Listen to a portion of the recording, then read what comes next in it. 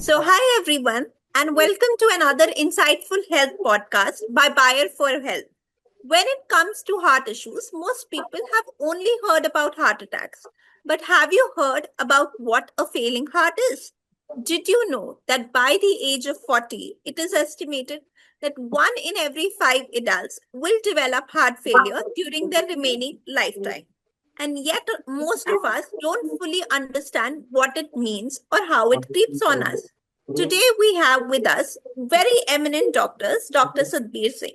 He's a director of cardiology at BLK Max Hospital. Welcome, sir. It's our pleasure having you. And Dr. Nadeem Akhtar, a consultant interventional cardiologist at BLK Max. And they will help us break down and help us protect what matters most to us, our heart. So my first question is कि heart attack होता क्या है? What is a heart failure?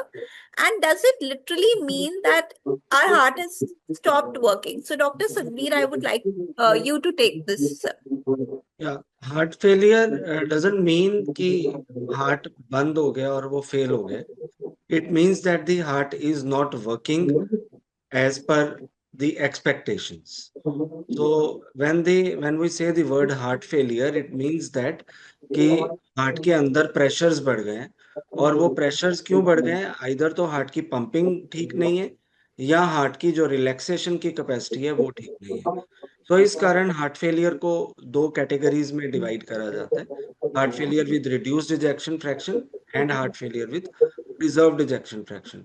But for a common man, heart failure means that heart is not working up to the mark and there is increase in pressure inside the heart. और जिस कारण वो increase pressure जब lungs पे transmit होता है तो उस कारण पेशेंट को ब्रेथलेसनेस होती है, उसके पैरों में स्वेलिंग आ जाती है और अगर लिवर में स्वेलिंग आ जाए तो भूख लगनी कम हो जाती है. तो heart failure term heart attack नहीं है. हार्ट अटैक तब बोला जाता है जबकि हार्ट की ब्लड वेसल में कोई ब्लॉकेज आ जाती है. हार्ट अटैक के कारण पेशेंट को हार्ट फेलियर होता है. बट हार्ट फेलियर बिना हार्ट अटैक के भी हो सकता है, जैसे कि कंडीशंस मायोकार्डाइटिस है, जैसे कि डायलेटेड कार्डियोमायोपैथी है. कोविड के दौरान हम लोगों ने बहुत कॉमनली देखा था, कोविड मायोकार्डाइटिस में पेशेंट्स को हार्ट फेलियर होता था. और बहुत कॉमनली हम लोग फीमेल्स में प्रेगनेंसी के लास्ट मंथ में जो है हार्ट फेलियर देखते हैं, जिसको कि पेरीपार्टम कार्डियोमायोपैथी बोला जाता है. So they are various types of heart failure, various causes, but heart failure and heart attack, they are not same. Thank you so much sir. तो डॉक्टर नदीम, हम एज पेशेंट्स बहुत वार्निंग साइंस को ignore करते हैं. तो what are some of the early warning signs that we should as patients and as individuals never ignore and they are leading to a heart disease? Actually जैसे doctor Satbir ने बताया कि जो heart attack and heart failure दोनों different entity है. Heart attack में जो heart की जो आर्टरीज ब्लॉक होने के बाद पेशेंट को हार्ट फेलियर हो सकता है, क्योंकि उसमें हार्ट के प्रेशर बढ़ जाते हैं और वो लंग में ट्रांसमिट होकर पेशेंट को ब्रेथलेसनेस होती है. बेसिकली होता क्या है कि जब भी हार्ट फेल होगा तो कार्डियक या तो पंपिंग उसकी कम हो जाती है या उसके अंदर जो है ना ब्लड की जो फिलिंग है वो उसके प्रेशर्स बढ़ जाते हैं. तो उसकी वजह से होता क्या है कि पेशेंट को इजी फटीगेबिलिटी होने लगती है. मान लो पहले वो 100 मीटर चलने के बाद भी आराम से चल सकता था, या सेकंड फ्लाइट ऑफ स्टेयर्स पे चलने के बाद वो उसे फटीग या ब्रेथलेसनेस नहीं होती थी, लेकिन अब होने लगा है. मींस द कभी कभी हार्ट के जो सिम्टम्स हैं वो ग्रेजुअली प्रोग्रेसिव इंक्रीज होते हैं, जो वो पर्सन उसे इजीली करता था. या कभी भी चलने पे चेस्ट में हैवीनेस होती है, बैठने के बाद ठीक हो जाती है. या कभी कभी क्या होता है कि पेशेंट रात को जैसे ही लेटता है तो सांस फूल जाती है, बैठने के बाद आराम मिलता है. और उसके अलावा भी कुछ ऐसे सिम्टम्स होते हैं कि पेशेंट इस तरह की हिस्ट्री देते हैं कि मैं जब सो जाता हूँ तो 2 घंटे के बाद मेरी नींद खुल जाती है और आई गेट ब्रेथलेस, एंड वो विंडो के पास जाके बैठता है तो उसको आराम मिलता है. तो ये जो इस तरह के सिम्टम्स, या अनएक्सप्लेन्ड बायलेटरल उसके पैरों पे जैसे सर ने बताया कि सूजन आ जाती है, तो कभी भी कोई इजी फटीगेबिलिटी हो, इजी ब्रेथलेसनेस होने लगता हो ऑन एक्सर्शन, लेटने के बाद सांस फूलती हो या चलने के बाद चेस्ट में हैवीनेस होती हो, ये जो सिम्टम्स हैं ये सब एंजाइना हार्ट के सिम्टम्स हैं या हार्ट फेलियर के सिम्टम्स हैं. कुछ सिम्टम्स इतने ज्यादा पिक्युलर हैं हार्ट के लिए, अगर कोई पेशेंट को जैसे वो बैठा रहता है तो आराम मिलता है, लेटते सांस फूल जाती है, बैठने के बाद आराम मिलता है, ये सब हार्ट फेलियर के सिम्टम्स हैं. तो बेसिकली इन सिम्टम्स को हमें कभी इग्नोर नहीं करना है, कभी. Thank you so much sir. तो डॉक्टर सतबीर, क्या ये एक ओल्ड एज प्रॉब्लम है कि बूढ़े लोगों को ही होती है, या ये क्योंकि आजकल हम बहुत केसेस सुनते हैं कि जिम में हार्ट अटैक आ गया, या बहुत यंग एज में स्पेशली एक्टर्स में जो कि इतने फिट भी होते हैं उन्हें हार्ट प्रॉब्लम्स डेवलप हो रही हैं। So is heart issues still an old age problem, or it can occur in young people as well, sir? Dr. Sadbir. मैं इसके आंसर को दो पार्ट्स में डिवाइड करूंगा। पहला तो जो हार्ट फेलियर है वो सिर्फ बुजुर्ग लोगों की प्रॉब्लम नहीं है। It's a more of A lifestyle related disorder. जैसे कि पेशेंट्स का वेट बढ़ता है, बीपी बढ़ता है, डायबिटीज ज़्यादा कॉमन होती है, एक्सरसाइज कैपेसिटी नहीं होती है, उन लोगों को हार्ट फेलियर ज़्यादा होता है। सो ये कहना कि ये सिर्फ बूढ़े लोगों को ही होता है, वो नहीं है। हाँ, ये ज़रूर है कि अब सेडेंटरी लाइफस्टाइल आ गया है, बच्चे खेलते नहीं हैं, एक्सरसाइज नहीं करते हैं, फास्ट फूड ज़्यादा खाते हैं और अनहेल्दी फूड ज़्यादा खाते हैं, उनका सोने जागने का टाइम चेंज हो गया है। तो जिस कारण वो सर्केडियन रिदम को फॉलो नहीं करते, मोटापे के कारण उनको ऑब्स्ट्रक्टिव स्लीप एपनिया रहने लगा है। इन सब चीजों के कारण हम ये कह सकते हैं कि लोग अब बूढ़े जल्दी हो रहे हैं। पहले जिस चीज को हम बोलते थे कि 60 साल की उम्र में बूढ़े हो रहे हैं, अब बुढ़ापा जो है इन सब प्रॉब्लम्स के कारण आप कह सकते हो कि 40 में आ रहे हैं। तो है ये, आप इसलिए ये जल्दी प्रॉब्लम आ रही है, ये दिखती है हमें ज्यादा कॉमनली। और पिछले 10 साल में तो हम लोगों ने कॉमनली देखा है कि हार्ट अटैक की प्रॉब्लम्स भी यंग लोगों में ज्यादा हो रही है। और दूसरी चीज बहुत कॉमनली होती है, जो कि कोई भी किसी सेलिब्रिटी को सडन डेथ होती है, या जिम में हमारे आसपास कोई यंग बंदा जिसको कि प्रॉब्लम हो गई जिम में या एक्सरसाइज करते हुए, हम हर ऐसी प्रॉब्लम को हार्ट अटैक बोल देते हैं। ये जरूरी नहीं है कि हार्ट अटैक होए। कुछ हार्ट की ऐसी बीमारियां हैं जैसे कि hypertrophic cardiomyopathy, arrhythmogenic right ventricular cardiomyopathy, जिनमें कि सडन डेथ्स होती हैं। और ये जरूरी नहीं होती कि हार्ट अटैक ही होए, ये अरिदमिया की प्रॉब्लम्स होती हैं और ये फेमिलियल डिसऑर्डर्स होती हैं, फैमिलीज में चलती हैं। तो अगर ऐसे कोई भी पेशेंट हमारे सामने आता है तो उनकी फैमिली को, फर्स्ट डिग्री रिलेटिव्स को अपना थॉरो चेकअप कराना चाहिए for another genetic disorders also, other than heart की प्रॉब्लम्स जो कि ब्लॉकेज वाली होती है। इसके अलावा नॉन कार्डियक प्रॉब्लम्स भी होती हैं, जैसे कि किसी को कोई ब्रेन स्ट्रोक हो गया, उस कारण जो है सडन डेथ हो गई, एओर्टिक डाइसेक्शन हो गई, उस कारण हो गई। ये जो मीडिया हर टाइम ये कहता रहता है कि सडन डेथ है, हार्ट अटैक हो गया, उसका एक रीजन हार्ट अटैक भी है, लेकिन और भी बहुत सारे रीजन हैं जिनको कि हमें थॉरली चेक करना चाहिए। Thank you so much sir.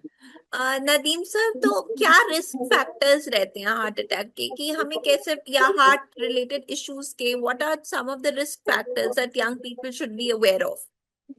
Actually इसको मैं इस तरह से डिवाइड करूं कि कुछ रिस्क फैक्टर्स ऐसे हैं कि जो जिनको हम बदल नहीं सकते, कुछ रिस्क फैक्टर्स ऐसे हैं कि जो रिवर्सिबल हैं या मॉडिफाइबल रिस्क फैक्टर्स हैं। जैसे जो मेजर मॉडिफाइबल रिस्क फैक्टर्स हैं, जैसे हाइपरटेंशन है, डायबिटीज है, स्मोकिंग है, ओबेसिटी है, इमोबिलिटी है, या जंक फूड या डाइटरी साइकोसोशल स्ट्रेस है, ये इस तरह की चीजें हैं कि जो हम मैनेज कर सकते हैं। तो किसी पेशेंट को डायबिटीज है तो उसको एडिक्वेटली कंट्रोल करना है, ब्लड प्रेशर है तो उसको एडिक्वेटली कंट्रोल करना है, स्मोकर है तो उसको आपको एडवाइस देना है कि स्मोकिंग मत कीजिए, otherwise you will be at risk of heart attack and heart failure. और कोई अगर ओबेसिटी है किसी को, तो हम उसको बता के रखेंगे कि अपना वेट को रिड्यूस करो, otherwise you may get the heart attacks. और हार्ट फेलियर, जैसे सर ने बताया था कि हार्ट फेलियर ऐसे लोगों में भी होता है जिनके हार्ट के फंक्शन नॉर्मल होते हैं, इसे heart failure with preserved ejection fraction कहते हैं। वो उन लोगों में ज्यादा होता है जो मोटे होते हैं, ओबेसिटी के साथ उसमें उसका लिंक बहुत ज्यादा होता है। तो बेसिकली ये जो मॉडिफाइबल रिस्क फैक्टर्स हैं, हम इनको बिल्कुल मॉडिफाई कर सकते हैं। हाइपरटेंशन को बिल्कुल कंट्रोल करके रखिए, डायबिटीज को कंट्रोल करके रखिए, स्मोकिंग बिल्कुल नहीं होने देना है। उसके अलावा जो है ओबेसिटी को कंट्रोल करना है, किसी को ओएस से ऑब्स्ट्रक्टिव स्लीप एपनिया है तो उसको कंट्रोल करके रखना है, स्मोकर है तो उसे मना करके रखना है। और जो नॉन मॉडिफाइबल रिस्क फैक्टर जिसको हम नहीं बदल सकते, जैसे एज, अगर मैन में 45 से ज्यादा और फीमेल में 55 से ज्यादा जो एज होती है तो वो अपना अपनी रिस्क फैक्टर होता है। Male itself is a risk factor for coronary artery disease. और उसके अलावा जो कुछ जेनेटिक्स है, फैमिली हिस्ट्री होती है, जो actually there are certain genes जो which are predisposed to the coronary artery disease, तो वो फैमिली में रन होते हैं, उसको हम मॉडिफाई नहीं कर सकते। तो ये जो नॉन मॉडिफाइबल रिस्क फैक्टर्स, इसमें कुछ नहीं किया, पर जो मॉडिफाई कर सकते हैं उसको हमें जरूर करना चाहिए। जैसे मैंने गिनवाया, diabetes, hypertension, psychosocial stress, smoking, in fact the alcohol in high quantity, cardiomyopathy हो जाती है उससे, और ये एट्रियल फिब्रिलेशन हो जाती है। तो बहुत सारे ऐसे पेशेंट होते हैं कि आप उनको जो है अल्कोहल मना करते हो क्योंकि उसे अल्कोहलिक कार्डियोमैयोपैथी कहते हैं, तो उसके बाद वो रिवर्स हो जाता है, पूरी तरह से रिवर्स हो जाती है वो कार्डियोमैयोपैथी, अगर आप एक राइट टाइम पे उसको उसको जागरूक करते हैं कि अगर आप ज्यादा नहीं अल्कोहल लेंगे, अगर अल्कोहलिक कार्डियोमैयोपैथी है तो रिवर्स हो जाती है। तो बेसिकली ये सारे रिस्क फैक्टर्स हैं, तो अर्ली मॉर्निंग वॉक करना, वेट को कम रखना, ये सारे रिस्क फैक्टर्स को मॉडिफाई करके रखना है। इससे हम जो है हार्ट अटैक और हार्ट फेलियर के जो इंसिडेंस और प्रिवलेंस है उसको बहुत ज्यादा कम कर सकते हैं सोसाइटी में। Thank you so much, sir. So, Satbir sir, how do you diagnose such a condition? How do you diagnose heart failure? क्या टेस्ट हम एज अ पेशेंट एक्सपेक्ट कर सकते हैं जो हार्ट फेलियर के लिए होंगे सर? इसके लिए सबसे पहले तो पेशेंट के सिम्टम्स, जैसे डॉक्टर नदीम ने बताया कि थोड़ा चलने पे सांस फूलना, लेटने पे सांस ज्यादा फूलना, चलने पे धड़कन महसूस होना। तो अगर ऐसे वाले सिम्टम्स हैं तो हमें पेशेंट का सबसे पहले एक क्लिनिकली एग्जामिन करना है। अगर पैरों में स्वेलिंग है, या अगर हम पेशेंट को स्टेथोस्कोप से चेक करते हैं तो लंग्स में क्रेप्ट्स आ रही हैं, तो मतलब पेशेंट को फ्लूइड ओवरलोड हो रहा है। इसके अलावा हमें पेशेंट का इको करके देखना है। आजकल जितनी भी इको मशीन्स हैं उनमें टिश्यू डॉपलर फैसिलिटी अवेलेबल है, तो उसमें हमें ये फायदा रहता है कि जो है हम टिश्यू डॉपलर से easily heart failure preserved ejection fraction को भी डायग्नोज कर सकते हैं। सो हमें ये देखना है कि पेशेंट को अगर हार्ट फेलियर है तो टाइमली डायग्नोज हो जाए। उसके अलावा जहाँ पे हमारे पास इको फैसिलिटी रेडिली अवेलेबल नहीं है, टायर 3 सिटीज में, अब इंडिया में टायर 1 और टायर 2 सिटीज में तो इको फैसिलिटी बहुत इजीली अवेलेबल है। रूरल एरियाज में और टायर 3 सिटीज में अगर अवेलेबल नहीं है तो हमारा एक पॉइंट ऑफ केयर टेस्ट होता है जिसको एंटी प्रो बीएनपी बोलते हैं, जो कि बहुत सेंसिटिव टेस्ट गिना जाता है, और उससे भी हमें इसके बारे में पता चल जाता है और हम इजीली डायग्नोस कर सकते हैं। सो हार्ट फेलियर का डायग्नोसिस, अगर पेशेंट का वेट गेन हो रहा है, अनइंटेंशनल वेट गेन हो रहा है, पैरों में सूजन आ रही है, लेटने पे सांस फूल रहा है, चलने पे सांस फूल रहा है, चलने की कैपेसिटी कम होती जा रही है, और इको में अगर हमें हार्ट की पंपिंग कम मिल रही है या हार्ट के अंदर प्रेशर ज़्यादा मिल रहे हैं और एंटी प्रो बीएनपी बढ़ा हुआ है, तो उसका डायग्नोसिस हार्ट फेलियर का हो जाता है। सो उस कंडीशन में हमें फिर हार्ट फेलियर को स्टेप बाय स्टेप ट्रीट करना है। Thank you sir. Nadeem sir, बहुत पेशेंट्स को लगता है क्या ये क्योर हो सकता है, या अब this is the last verdict कि एक बार हार्ट फेलियर डायग्नोस हो गया, this has to be only manage, this can only be manage but it can not be fully cured? So yes sir, is it true?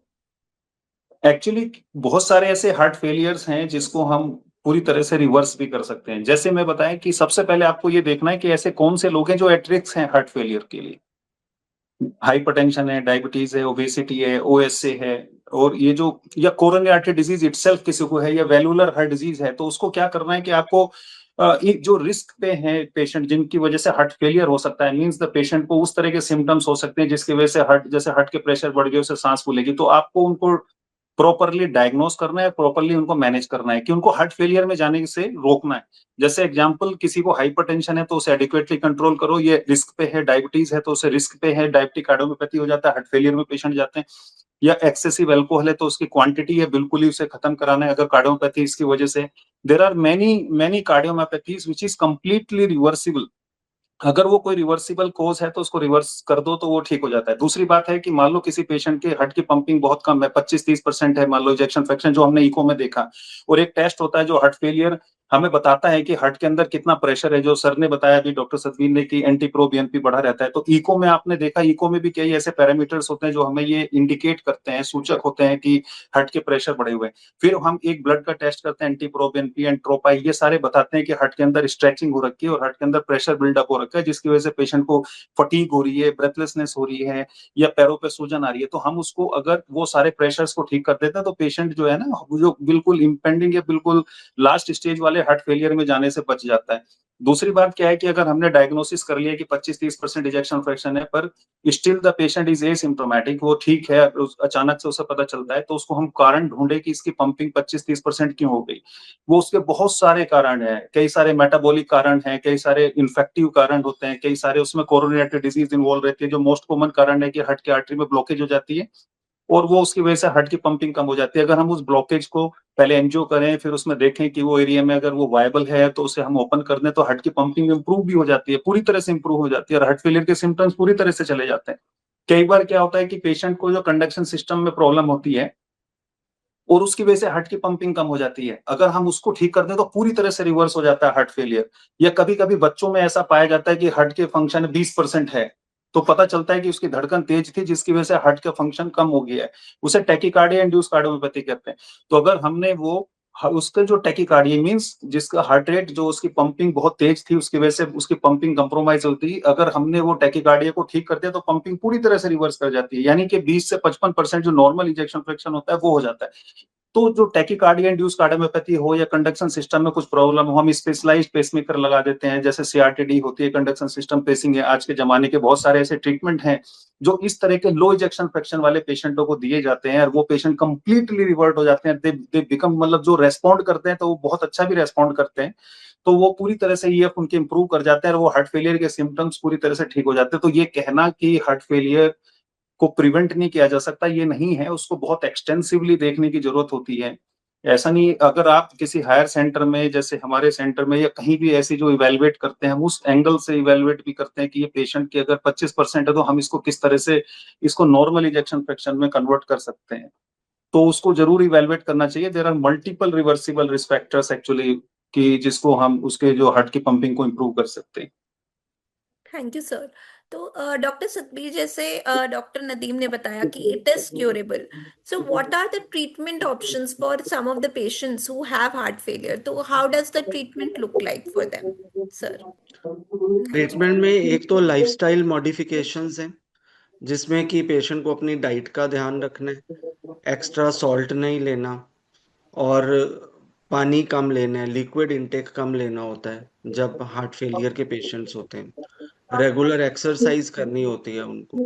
इसके अलावा हमारी pharmacological medication treatment आती है, जिसमें कि हमारी कुछ मेडिकेशंस हैं जिनको हम यूज़ करते हैं, जिसमें कि SGLT2 इनहिबिटर्स और आर्नी आता है, और SG और जो है हमारा MRAs आते हैं, और बीटा ब्लॉकर्स आते हैं। तो इनको हमें टाइम टू टाइम पेशेंट को बढ़ा के धीरे धीरे इनकी डोज को ऑप्टिमाइज करना होता है।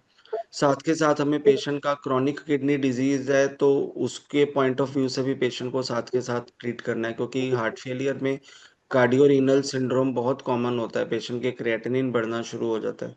तो उसको ट्रीट करने के लिए हमारे पास अब कुछ मेडिसिन आ गई हैं जिनको कि हम यूज़ कर सकते हैं। इसके अलावा जैसे डॉक्टर नदीम ने बताया कि हमारे पास कुछ डिवाइसेस हैं, उन डिवाइसेस में हमारे पास मोटे मोटे दो तरीके के डिवाइसेस हैं। एक तो CRT डिवाइसेस हैं, और एक जो है ICD डिवाइसेस हैं। जो CRT डिवाइसेस होते हैं उनमें जो है हमारे पास हार्ट की पंपिंग को इम्प्रूव कर सकते हैं और पेशेंट को सडन डेथ से प्रिवेंट कर सकते हैं, और ICD डिवाइसेस होते हैं जो कि सिर्फ पेशेंट को सडन डेथ से प्रिवेंट करते हैं। उनकी कुछ स्पेसिफिक इंडिकेशंस रहती हैं जो कि डॉक्टर से डिस्कस करके पेशेंट समझ सकते हैं कि उनको किस तरीके के डिवाइस की ज़रूरत है। बियॉन्ड दैट कुछ और भी थेरेपीज हैं जो कि यूज़ करी जाती हैं, बट वो बहुत कॉस्टली हैं और उनको यूज़ करना काफ़ी मुश्किल रहता है इंडियन पेशेंट्स के लिए भी, इवन फॉरेन पेशेंट्स के लिए भी। जिनमें कि एक तो आ जाता है एलवेट डिवाइस, जो कि बहुत कॉस्टली रहते हैं और बड़ी लिमिटेड स्किल्स हैं अवेलेबल वर्ल्ड ओवर। और दूसरा है हार्ट ट्रांसप्लांट, जो कि इसलिए कम होता है क्योंकि लोग हार्ट डोनेट नहीं करते। तो जब वो डोनेट नहीं होता ब्रेन डेड पेशेंट का, तो उस कारण फिर वो हार्ट ट्रांसप्लांट भी नहीं हो पाते। सो ये सारी कुल मिला के थेरेपीज हैं वेरियस अवेलेबल, और अगर इनको तरीके से यूज़ करा जाए और पेशेंट इनको प्रॉपरली फॉलो करे और पेशेंट की फैमिली साथ में कंट्रीब्यूट करे पेशेंट की मैनेजमेंट में और उनके छोटे छोटे सिम्टम्स को समझने में, जैसे कि डेली वेट चेक करना और डायबिटिक की डोज को उसी हिसाब से एडजस्ट करना, जैसे कि डेली BP चेक करना, और जैसे कि अगर पेशेंट डायबिटिक है तो शुगर का स्ट्रिक्ट कंट्रोल रखना, time to time blood test करके किडनी का टेस्ट करते रहना कि हमें पता चलता रहे किडनी और लिवर फंक्शन कैसे चल रहे हैं, तो हम अपनी मेडिसिन को उस हिसाब से एडजस्ट कर सकें।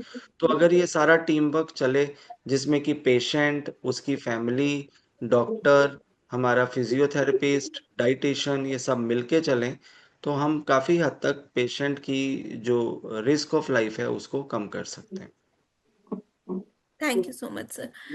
तो नदीम सर, बहुत लोगों को बहुत मिथ्स होते हैं या फियर्स होते हैं अबाउट हार्ट फेलियर, तो आपके हिसाब से कौन सा एक कॉमन मिथ आपने अपने पेशेंट्स में देखा है जो आप कहते कि ज्यादा पेशेंट्स इसे समझ पाते?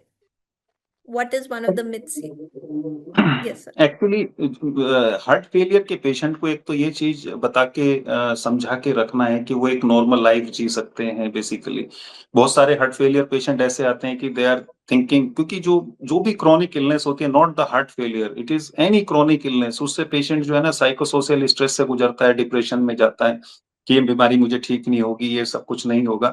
अगर हम हर एक हार्ट फेलियर के पेशेंट को बहुत अच्छे से एजुकेट करें कि कौन से ऐसे ट्रिगरिंग फैक्टर्स हैं जो उनको उठा के हॉस्पिटल में लेके आ सकते हैं, तो वो अगर अपना आप ही देख लें। जैसे एग्जांपल, वो रेगुलर फॉलोअप में रहेंगे, रेगुलर अपना वेट चेक कर रहे हैं, ब्लड प्रेशर कर रहे हैं, रेगुलर उन्हें जुडिशियस यूज कर रहे हैं, वो पानी का, साल्ट का इंटेक उन्होंने अच्छे से रखा है, रेगुलर मेडिकेशन ले, कभी भी विड्रॉवल होता है। अगर कोई भी, अगर एक चीज मैं आपको सारे लोगों को बताना चाहता हूँ कि हार्ट फेलियर के जो मोस्ट ऑफ द पेशेंट हम लोग देखते हैं हॉस्पिटल में, उनके 2-3 मोस्ट कॉमन कारण रहते हैं। मान लो किसी का हार्ट का फंक्शन 25% पर वो अचानक सांस फूल के हॉस्पिटल में एडमिट होता है, तो ऐसा क्या हुआ कि उसके पिछले 2-3 दिन, 5 दिन में कि जो वो यहाँ सांस फूलने के बाद आ गया, तो वो मोस्ट ऑफ द टाइम होता क्या है कि कभी वो दवाइयां मिस कर देते हैं, या रेगुलर जो मेडिकेशन चल रही है उनको उन्होंने 2-3 डोज कम कर दिया है, कभी ज्यादा पानी ले लिया उन्होंने, या कभी कभी क्या होता है कि उनको कोई कोई बॉडी में कोई इन्फेक्शन हो गया, तो इन्फेक्शन हार्ट फेलियर को प्रेसिपिटेट कर देता है। तो बेसिकली सबको ये एजुकेट करना है कि कभी भी दवाइयां रेगुलर लेनी है, अपना वेट रेगुलर लेना है, रेगुलर अपने सिम्टम्स को खुद मॉनिटर करना है कि अगर उनको लग रहा है कि जो मैं मुझे आजकल जल्दी थकावट हो रही है या मुझे सूजन लग रही है, तो मैं डॉक्टर को अभी दिखा लूं, कि ना कि मैं ऐसी स्टेज में हॉस्पिटल में पहुंचूं कि मुझे वेंटिलेटर पे लेना पड़ जाए, या कोई बहुत ही ज्यादा क्रिटिकल ट्रीटमेंट की जरूरत पड़े, या मुझे आनंद फानन में हॉस्पिटल ले जाना पड़े। अगर वो यही इस बात को समझ लेता है, या कोई चेस्ट में इन्फेक्शन है या यूरिन में कोई इन्फेक्शन है, एल्डरली पेशेंट्स होते हैं कि जिनके यूरिन में इन्फेक्शन हो जाता है तो वो प्रेसिपिटेट हो जाते हैं हार्ट फेलियर। तो बेसिकली उनको ये जागरूक करने की जरूरत है सभी हार्ट फेलियर पेशेंट को कि ये बीमारी definitely it is a very dangerous disease. In fact, it has a very poor prognosis than most of the cancers. तो इसलिए क्या है कि, लेकिन ऐसा भी नहीं है कि अगर हम उसको एडिक्वेटली कंट्रोल करें with the medication, with all the advice of the cardiologist, की कोई डिवाइस की जरूरत है तो डिवाइस, उसके अलावा जितनी भी जो स्टैंडर्ड हार्ट फेलियर मेडिकेशन है, जो पिलर्स कहते हैं हार्ट फेलियर की, 4-5 दवाइयां ऐसी होती हैं जो हर एक प्रिस्क्रिप्शन पे होनी चाहिए, unless until it is contraindicated. वो उन सारी ड्रग्स को ऑप्टिमल डोजेस में लेता रहे, अपने वेट को रेगुलर देखता रहे, अपने सिम्टम्स को मॉनिटर करता रहे, और पानी का और साल्ट का जो हमने उसे बोला है कि इतना ही लेना है, तो वो उसका ध्यान रखे, इनपुट आउटपुट चार्टिंग रखे अपनी। और कभी भी बॉडी में कोई इन्फेक्शन हो तो किसी किसी समझदार आदमी को दिखाए कि वो उसको इमीडिएटली उसको डायग्नोसिस बना के उसको ट्रीट कर दे, पेशेंट को हार्ट फेलियर में जाने से रोक दे, और टाइमली जो भी इंटरवेंशन की जरूरत होती है वो कर ले, तो ये अपनी बहुत ज्यादा बेहतर जिंदगी भी जी सकते हैं हार्ट फेलियर के पेशेंट। तो ऐसा ये मिथ है कि लोग बहुत सारे सोचते हैं कि अब मैं हार्ट फेलियर में, बहुत सारे पेशेंट आते हैं कि मुझे तो सांस ही फूलती रहती है, मेरी कोई लाइफ नहीं है। ऐसा कुछ नहीं है। ये बीमारी को बहुत इंटेलिजेंटली मैनेज, जो हार्ट फेलियर को प्रेसिपिटेट करते हैं, उनको अगर आप अच्छे से कंट्रोल कर लोगे, तो हार्ट फेलियर एक ऐसी, इस तरह की सिचुएशन में भी पेशेंट आ जाता है कि वो बिल्कुल नॉर्मल जिंदगी जीता है। मतलब NYHA क्लास 1, एक इसकी एक ग्रेडिंग होती है, 1 2 3 4 कहते हैं। NYHA 1 में क्लासिफिकेशन में लेके आ जाते हैं, तो it is as good as you, कि मोर देन रूटीन एक्टिविटी भी उसकी ब्रेथलेसनेस नहीं होती है उसको। तो it is a myth that you can not control the heart failure. You can control. Nowadays we have the very great actually drugs की जो हॉस्पिटलाइजेशन को कम करती है, मोर्टेलिटी को रिड्यूस कर देती हैं, क्वालिटी ऑफ लाइफ को इंप्रूव कर देती हैं सारी ड्रग्स। तो इसलिए किसी भी हार्ट फेलियर के पेशेंट को कोई भी एक साइंटिफिक अप्रोच से ट्रीट करना है, इंटेलिजेंटली ट्रीट करना है, डॉक्टर के पास और पेशेंट के बीच में एक अच्छा रिलेशन होना चाहिए, टाइम उसको देके रखना है। डॉक्टर उसको बहुत टाइम देके ये सारी चीजें समझाए कि उसे इन दवाइयों का क्या महत्व है, एक भी ड्रग छोड़नी नहीं है, इनफैक्ट उनको एक ऑप्टिमल डोजेस में लेके जाना है। ये नहीं कि एक बार आज दवाइयां लिख दी, ये भी बहुत कॉमन है कि एक बार लिख दी, मैं एसिम्प्टोमेटिक हो गया। मैंने आज ही एक दो पेशेंट ऐसे देखे हैं कि जिनको 2 साल पहले सर ने ही, डॉक्टर सतवीर ने ट्रीटमेंट लिखा है, तो वो 2 साल से आए नहीं दिखाने के लिए, आज अचानक से आ गए क्योंकि उनकी सांस फूल रही थी। तो this is not right, you need to be in regular follow up कि भाई उनका बहुत महत्व, एक ही मेडिकेशन नहीं लेनी होती, उस दवाई की जो डोज होती है वो हर 2 हफ्ते या 4 हफ्ते के बाद उसको डोज को बढ़ाया जाता है और वो एक ऐसी स्टेज में लेके जाया जाता है हार्ट फेलियर के डोजेस को कि जहां से उसका मैक्सिमम बेनिफिट होता है, जो मैक्सिमम टॉलरेबल वो पेशेंट कर सकता है वो डोज को, वो वहां तक लेके जाने से ही सब सारा बेनिफिट है। फिर वो पेशेंट हॉस्पिटलाइजेशन उसके बहुत कम हो जाते हैं। तो इसलिए उनको ये समझना है कि regular follow up is the key for the management of the heart failure. Thank you sir. तो डॉक्टर सतबीर, कई पेशेंट्स कहते हैं क्या हम सिर्फ लाइफस्टाइल चेंज करके हार्ट फेलियर को रिवर्स कर सकते हैं, या कुछ component pharmacological therapy, device therapy इनका भी रहता है? Because a lot of patients are afraid, as doctor Nadeem also said, coming to the doctor, going to the hospital. So can lifestyle changes alone, reversing obesity, hypertension, be reversing heart disease itself? Heart failure के जब तक risk factors हैं और कोई disease associated comorbidity नहीं है, तब तक तो हम लाइफस्टाइल चेंजेस से और डाइटरी चेंजेस से चीज़ों को ठीक कर सकते हैं। लेकिन अगर एक बार हार्ट फेलियर एस्टेब्लिश हो गया है, तो फिर हमें डेफिनेटली ट्रीटमेंट की ज़रूरत है। और फार्माकोलॉजिकल ट्रीटमेंट आजकल इतनी अच्छी हो गई है ओवर लास्ट 1.5 डिकेड्स, कि अब जो है हार्ट फेलियर के टाइम पे बोला जाता था कि हार्ट फेलियर का डायग्नोज होने का मतलब है कि आपकी एवरेज लाइफ 1 डिकेड कम है देन जनरल पॉपुलेशन। लेकिन आज की जो मेडिसिन हैं, अगर उनको हम टाइमली अर्ली स्टार्ट कर दें, तो हम जो पेशेंट की लॉन्जिविटी कम होने का रिस्क है उसको ख़त्म कर सकते हैं। सो पेशेंट का डर जो है वो ख़त्म करना फिजिशियन की और उसके कार्डियोलॉजिस्ट की जिम्मेवारी है। उसको ये बताना बहुत ज़रूरी है कि इन दवाइयों से आपके हार्ट की पंपिंग इम्प्रूव कर जाएगी, लेकिन करने के बाद, नॉर्मल होने के बाद भी आपको अपनी मेडिसिन रेगुलर खाते रहने। अगर आप मेडिसिन रेगुलर नहीं लोगे तो वो वापस डिटीरियोरेट कर सकती है और कंडीशन पहले से ज़्यादा खराब हो सकती है। सो एक बार जब हम पेशेंट से बैठ के इसको अच्छे से काउंसल कर लें, तो उसके बाद हमें ये ज़रूर हो सकता है कि उसके बाद पेशेंट का ये डर ख़त्म हो जाता है और वो अपनी मेडिसिन को कंटिन्यू करके नॉर्मल लाइफ जी सकते हैं।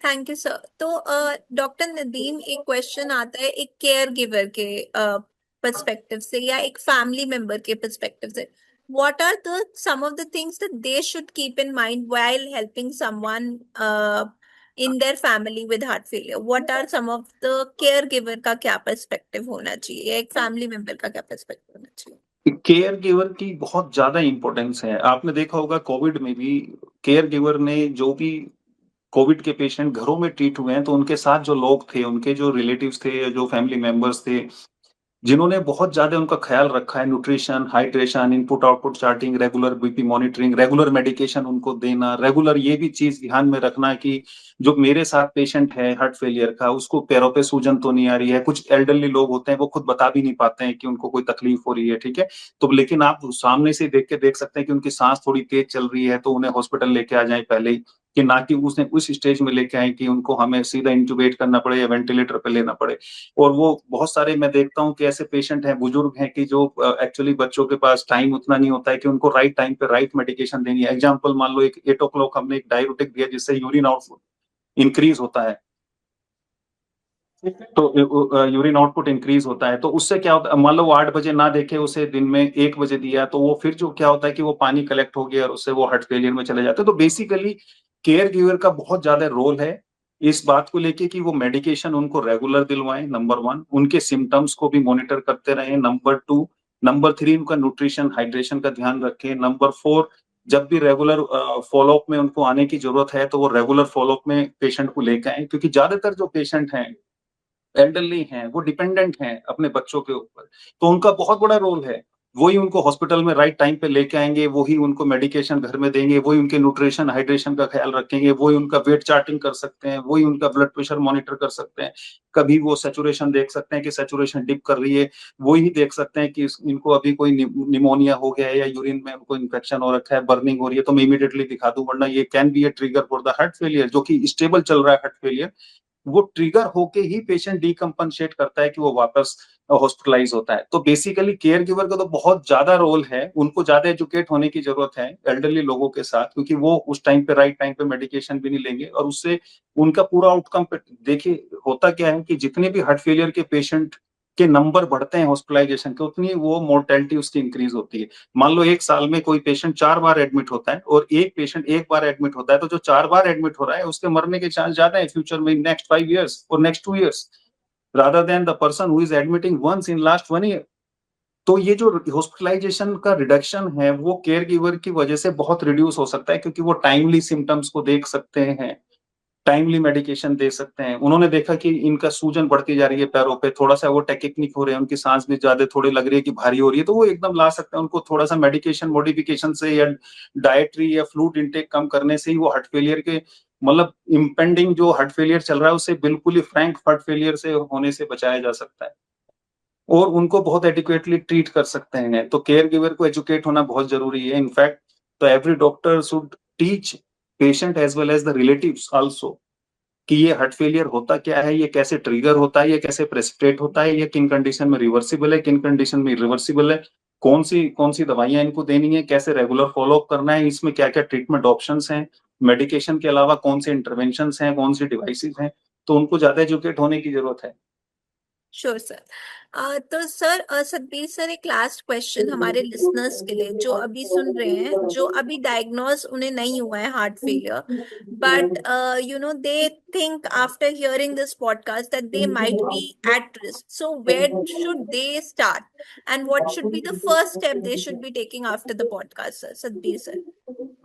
सबसे पहले अपना एक रेगुलर हेल्थ चेकअप करा लें, जिसमें अपना वेट, हाइट, बीएमआई और अपना शुगर का स्टेटस, डायबिटीज का स्टेटस, कोलेस्ट्रॉल का स्टेटस पता कर लें और अपनी एक्सरसाइज कैपेसिटी के लिए एक अपना स्ट्रेस इको करके देख लें। अगर हमारे ये सारे टेस्ट ठीक आते हैं, स्ट्रेस इको हमारा ठीक आता है, तो फर्दर हमें कोई इवैल्यूएशन की ज़रूरत नहीं। और अगर आपकी फैमिली हिस्ट्री स्ट्रॉन्ग है तो एटलीस्ट वंस ए ईयर अपना रेगुलर हेल्थ चेकअप कराते रहें, फास्ट फूड से दूर रहें और जो है अपनी कंफर्टेबल लाइफ गुजारें और वो चीज़ें खाएं जो कि इमेजिन कर लो कि आपकी दादी दादाजी को समझ आती हैं। जो उनको नहीं समझ आती हैं, जैसे कि पास्ता, जैसे कि नूडल्स, तो उन सब चीज़ों को अवॉइड करें।